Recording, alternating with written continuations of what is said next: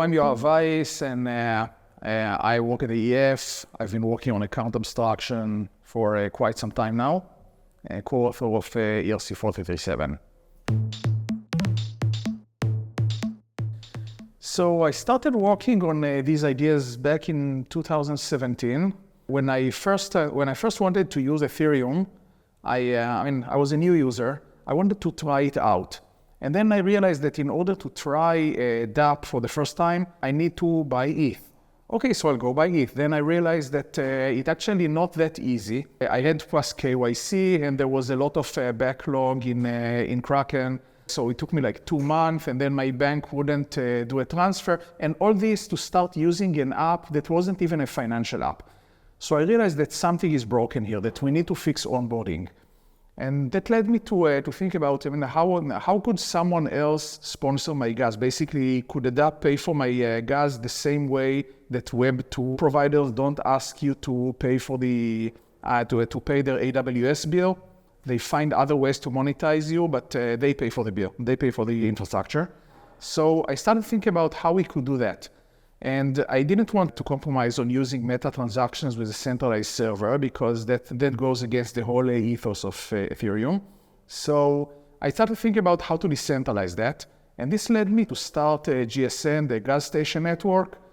So back in 2017, my first public project on Ethereum was to build a decentralized network of relays, incentivized relays with no trusted components in order to sponsor gas. From there, I kept working on it, thinking about more use cases, until at some point we started discussing it, Vitalik and I started discussing how we could take it all the way to account abstraction without protocol changes. So this was in 2021, and that led us to start working on account abstraction. When we started working on ERC 4337, we realized that we need to, in order to make it permissionless, we need a permissionless mempool because otherwise we lose censorship resistance, which is a core part of the system. So in order to do that, we realized that we need it to be denial of service resistant. It has to be DOS resistance, or else we'll need to make stuff permissioned and then we lose censorship resistance. In order to solve that, we realized that we need to separate validation and execution, because otherwise the transaction could become invalid at any point, which opens too many denial of service vectors. After we separated validation and execution, we realized we also need to enforce certain rules during validation in order to prevent certain attacks. In order to decentralize access to account abstraction and not rely on any permissioned components that would compromise censorship resistance, we need to make sure that denial of service is not possible against the mempool without making stuff permissioned or whitelisting certain types of accounts.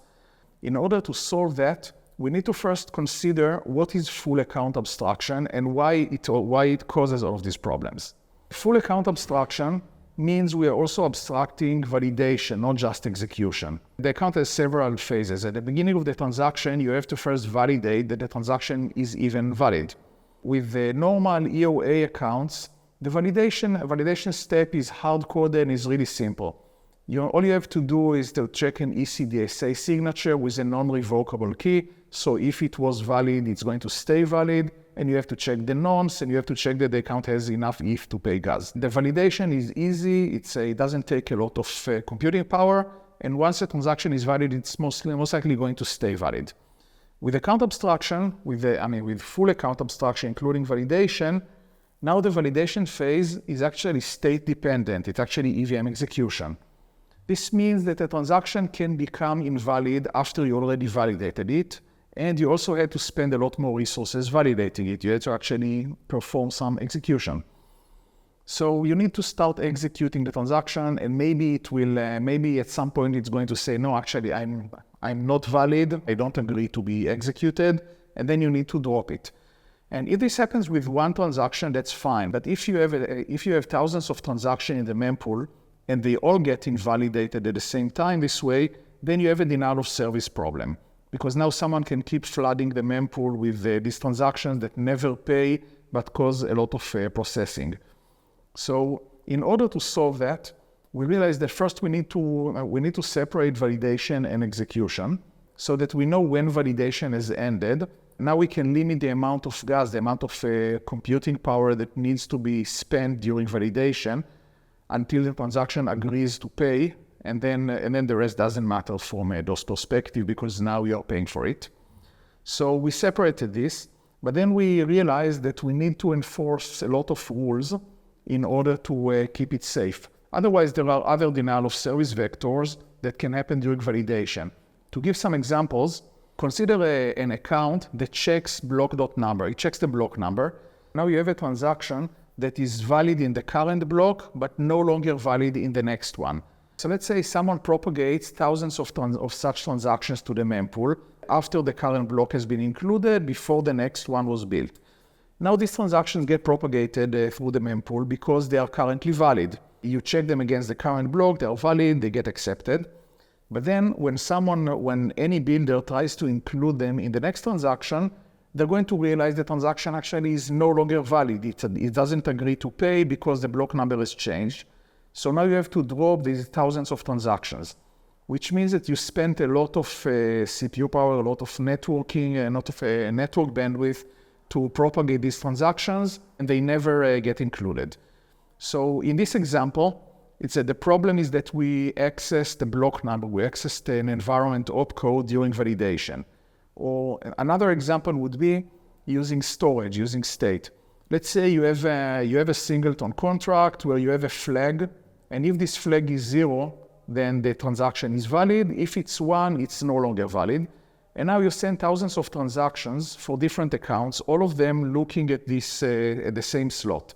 And each of these transactions during execution is also going to flip this flag. So now they are mutually exclusive. You can send thousands of transactions. As soon as one of them gets included, all the others have to be dropped.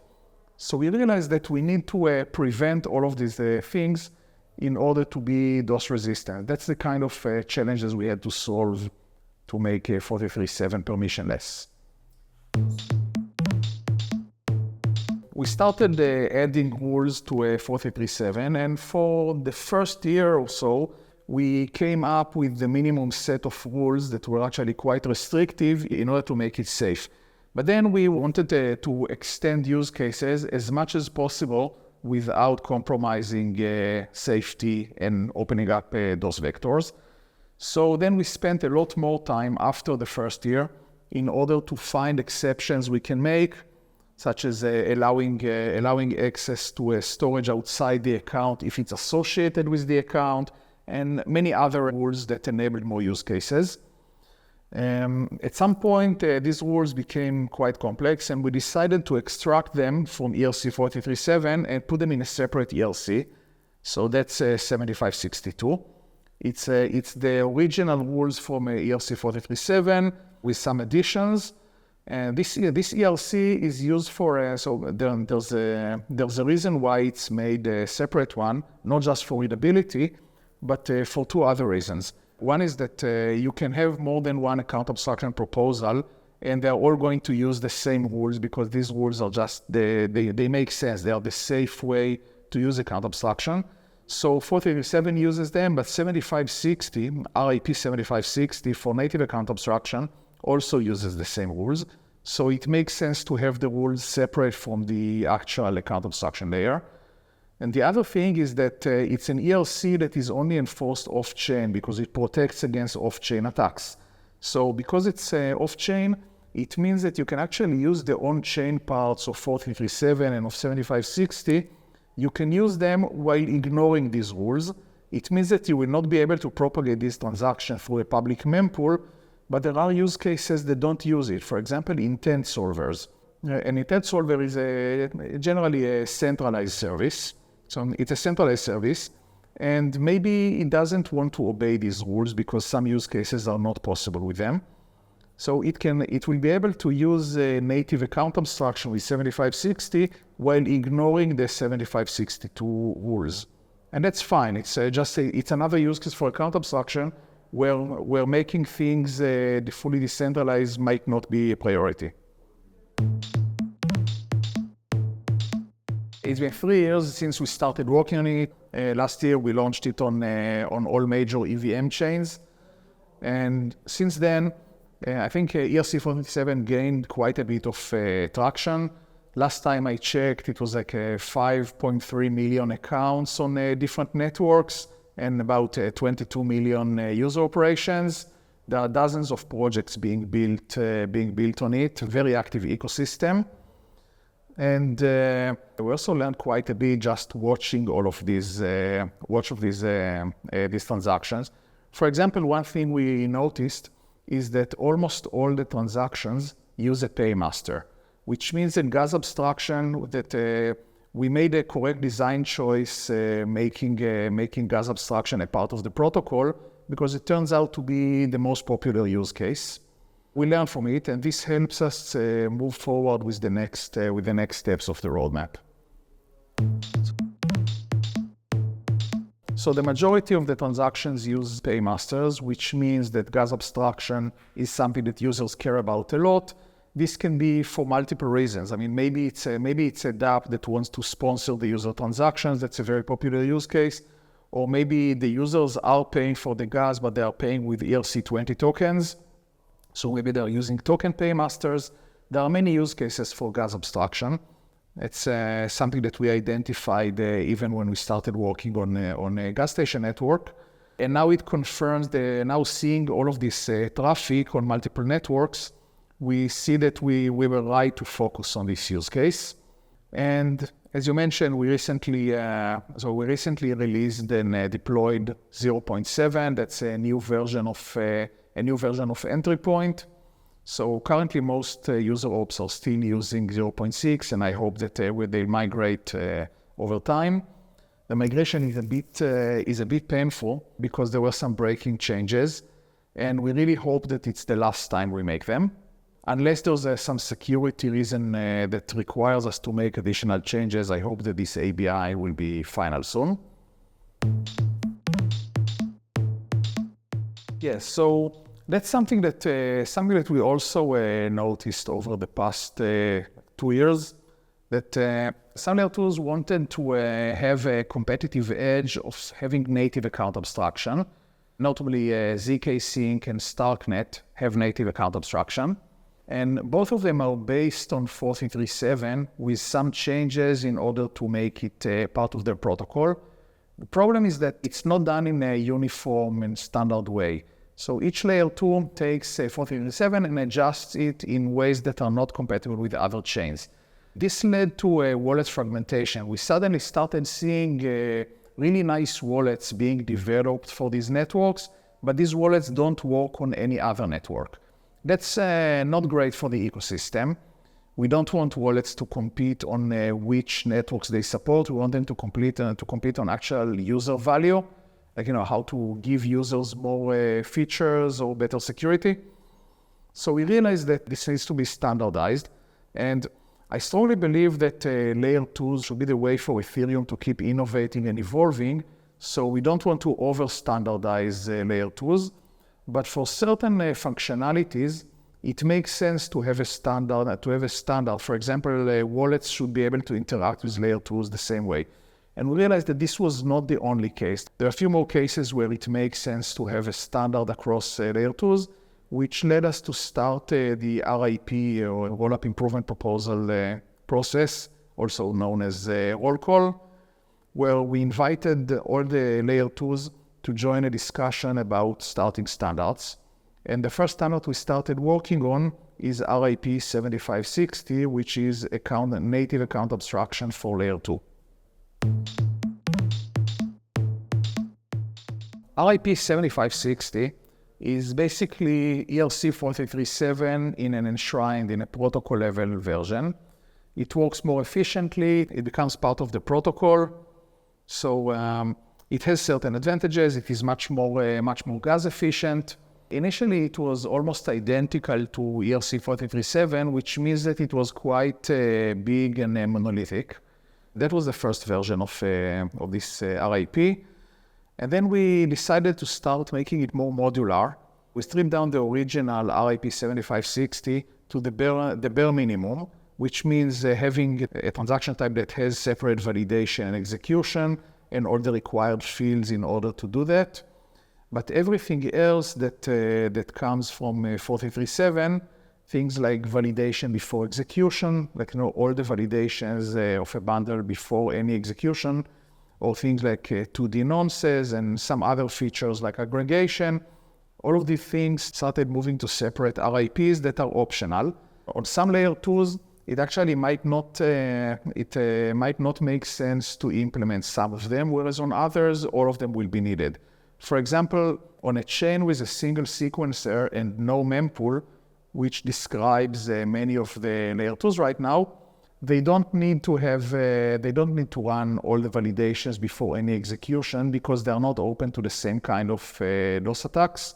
But on a chain that does have a mempool, then it becomes needed. So this is a separate RIP that some chains will choose to implement and some won't, but they will still be compatible with the same wallets.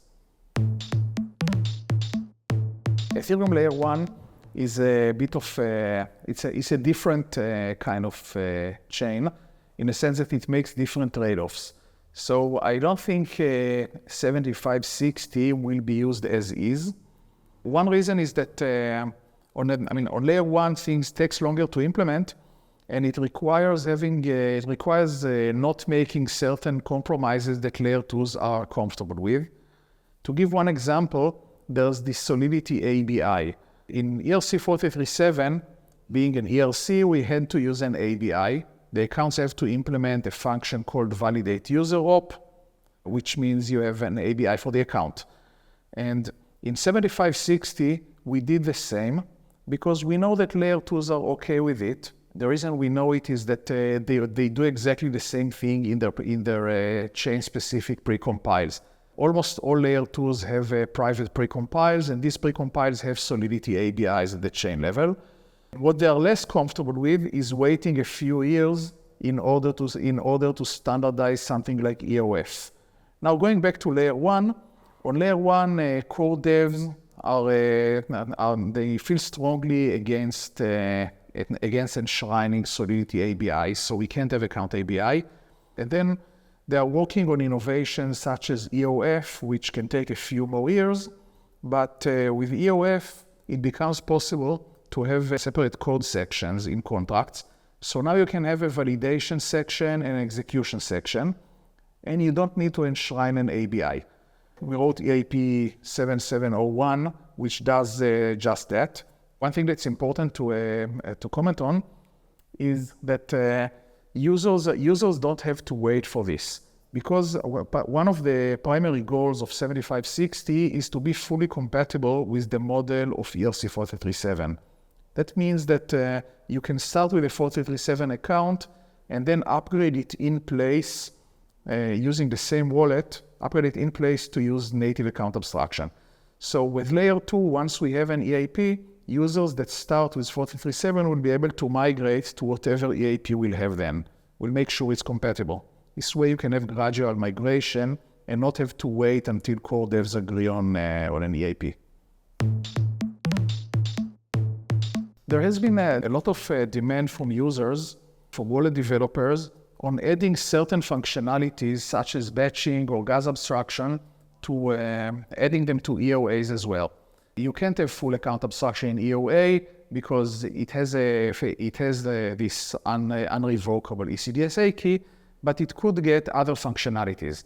Since there was a strong push to get for something, the discussions around the 3074, Vitalik came up with EAP 7702. It gives users a way to start doing that, gives accounts a way to have temporary code during the current transaction.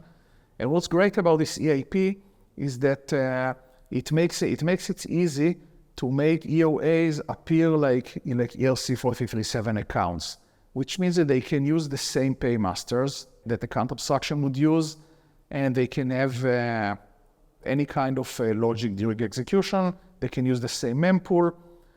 So, and at some point, they'll be able to also migrate to full account abstraction. We would like the community to engage with us and to give us feedback on all of these RIPs we are working on so that we can best serve the community. In addition to the very vibrant account abstraction community, we would like to get feedback and to have collaboration with other parts of the Ethereum ecosystem, including the core devs working on layer 1. Because I think it's important for the two groups to come together and agree on standards going forward so that we'll have account abstraction on all chains, including layer 1. One thing I would really like to see more of is privacy solutions using account abstraction, because I see account abstraction as an enabler for privacy. For example, withdrawing from a privacy-enabled ZK rollup. Before account abstraction, due to lack of gas abstraction, you would have to fund the account to send ETH to the account that you are withdrawing from. And this means that you are doxing yourself. You always have to somehow connect your existing account to the new one. With account abstraction, it becomes possible for a contract to pay for the gas, for a paymaster to pay for it, which enables things like withdrawals to a fresh account that has no history without having to ever send anything to it. And this can be things like minting an NFT to a new account without associating it with your identity, or many other privacy use cases. This is an enabling technology, so account abstraction is not privacy, but it's an enabler for privacy. And I would like to see more privacy protocols built on top of it.